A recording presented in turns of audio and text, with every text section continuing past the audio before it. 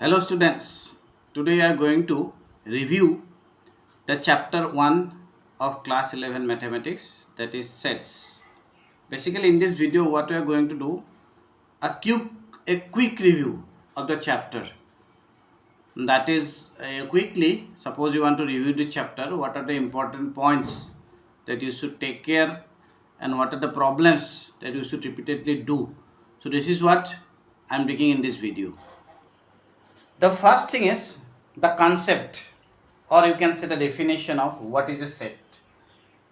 So it is set is actually a collection of well-defined objects.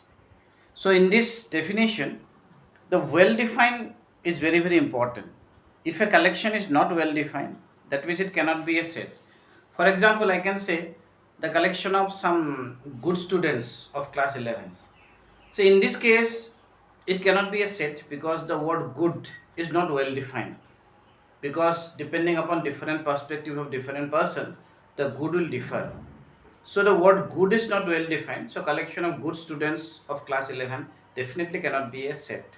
But if I say the collection of students of class 11 who had scored more than 90% marks in their class 10th board examination, that could be a set because that is well defined. Next comes representation.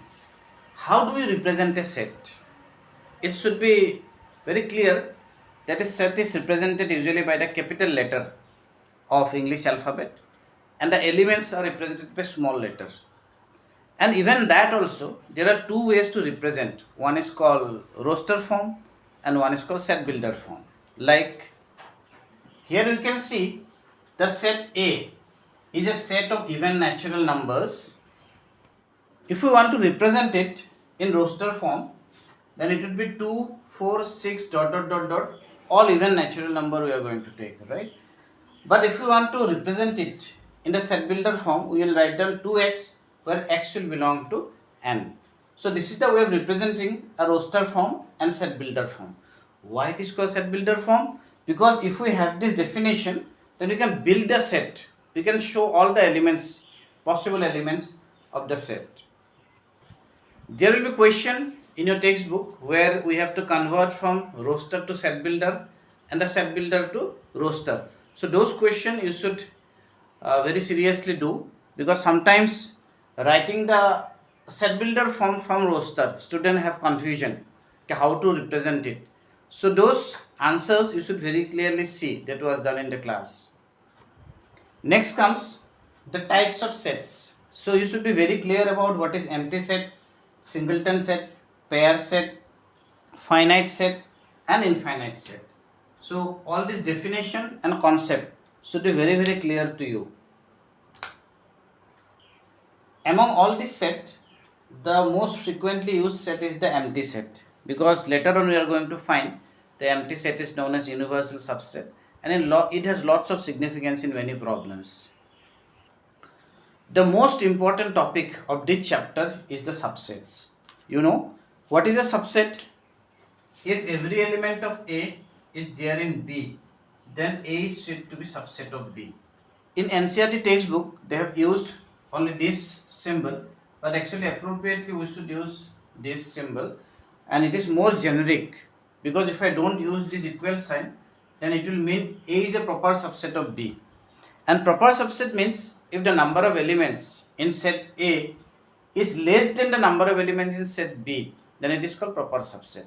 But sometimes it is possible that all the elements of set A are there in B, and the other way around also, all the elements of B are there in A. In that case, the sets are said to be equal. While proving set identity, we sometimes use this. If A is a subset of B and B is a subset of A, that means A is equal to B. Even in subset, the concept of intervals is very important.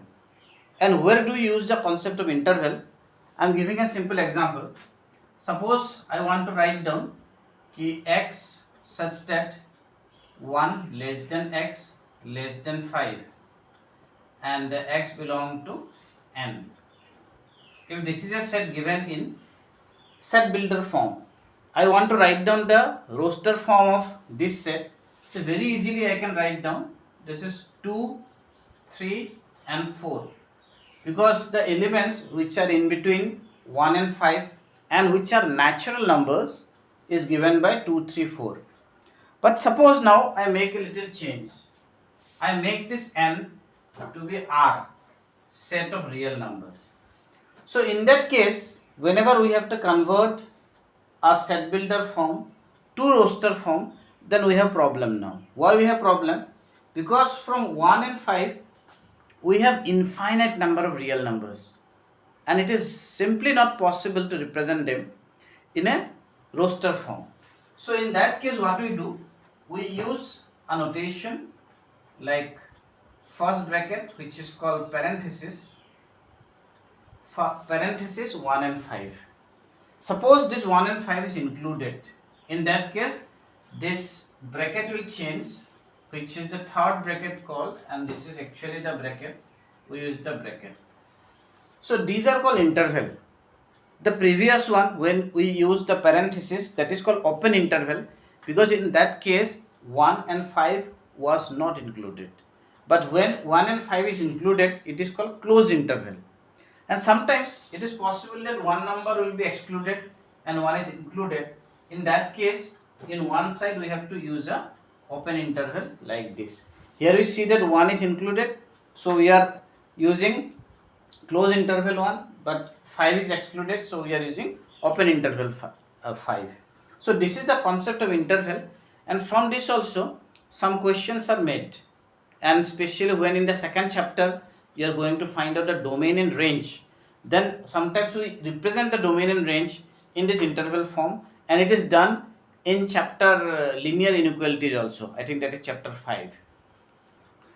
Within the concept of subsets, the concept of power set also included. Power set means the set of all possible subsets of a set is known as its power set. For example, suppose I take the set A having two elements 1 and 2, and it is basically a pair set, and I try to list out all the possible subsets of set A. First is 5, which is a universal subset. It is a subset of all set. Singleton set containing 1, singleton set containing 2, and the total set A, because a set is a subset of itself. So when we put it in a bracket, we list out this set is known as the power set of A, and it has 4 elements. Why 4?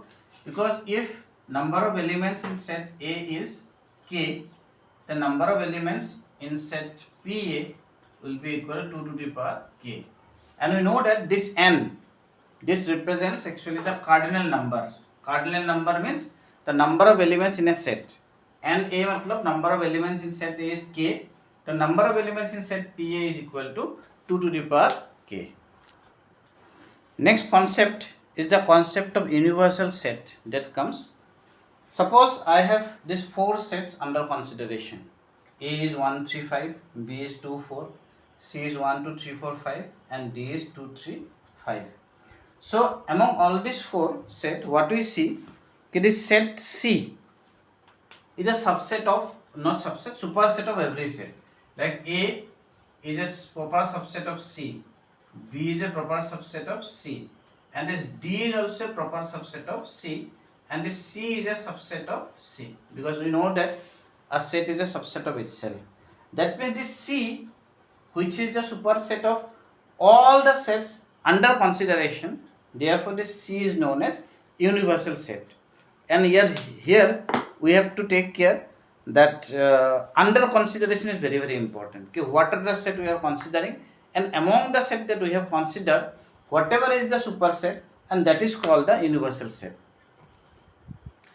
In this regard, we can see that suppose you consider set of natural numbers as a subset of integers, set of integers is a subset of Q, rational number, and set of rational number is a subset of real numbers.